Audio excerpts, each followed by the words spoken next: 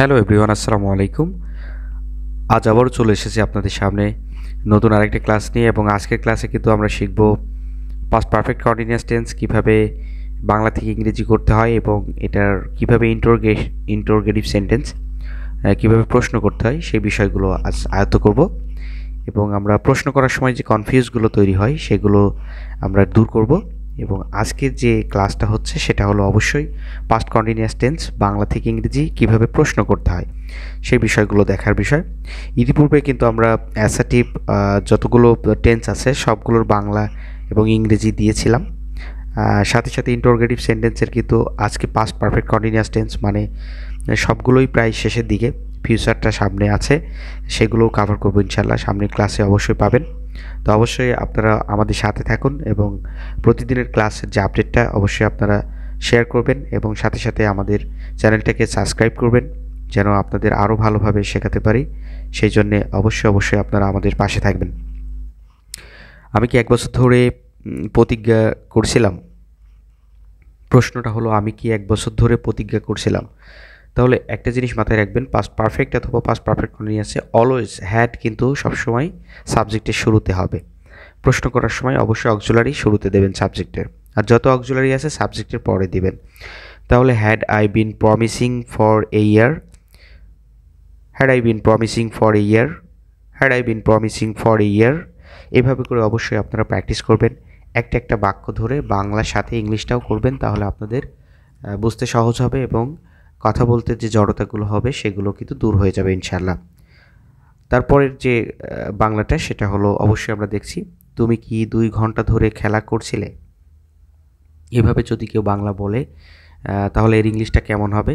তাহলে অবশ্যই আমরা সেই আগের মতোই হ্যাড শুরুতে দিব, তারপরে সাবজেক্ট ইউজ করব ইউ তুমি, তারপরে বিন ইউজ করছি অক্সিলারি ভার্ব হিসেবে, তারপরে playing for 2 hours, had you been playing for 2 hours, had you been playing for 2 hours.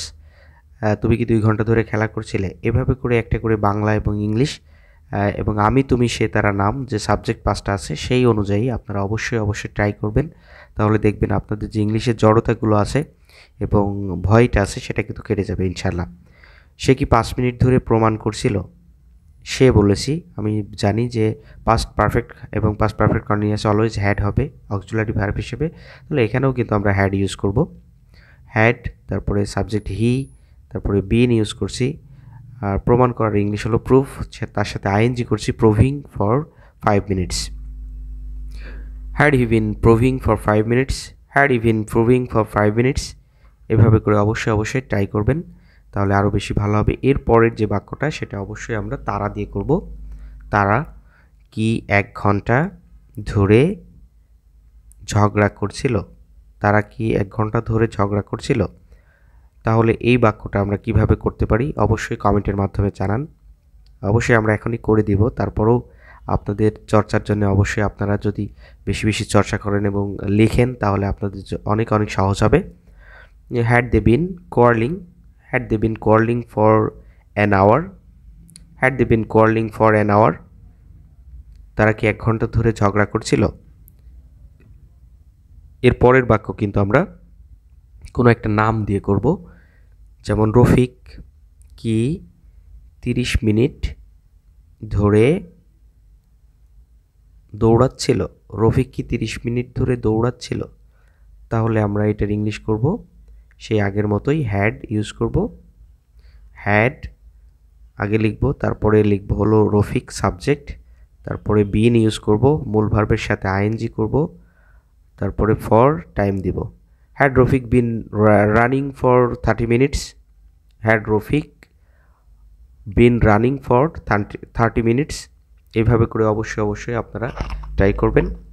আর একে আমরা প্রতিদিনই স্পোকেনের যে ক্লাস ইন্টারোগেটিভ এবং অ্যাসার্টিভ সবগুলো মিলিয়ে আমাদের যে স্পোকেনের যে প্লেলিস্ট সাজানো আছে সেখান থেকে আপনারা অন্যান্য ক্লাসগুলো দেখে নেবেন, কিভাবে অন্যান্য টেন্সের বাংলার সাথে ইংলিশটা হচ্ছে সেটা দেখে নিলে আপনাদের চর্চাটাও ভালো হবে এবং রাইটিং সেকশনে আপনারা অনেক পারদর্শী হবেন এবং স্পোকেনের যে জড়তাগুলো আছে সেগুলো অবশ্যই দূর হবে। আজ এ পর্যন্ত, সকলে সুস্বাস্থ্য কামনা করছি। দেখা হবে অন্য ক্লাসে, অন্য আরেকটা টেন্স নিয়ে কথা হবে। সবাই ভালো থাকুন, সুস্থ থাকুন। আজ এ পর্যন্ত, আল্লাহ হাফিজ।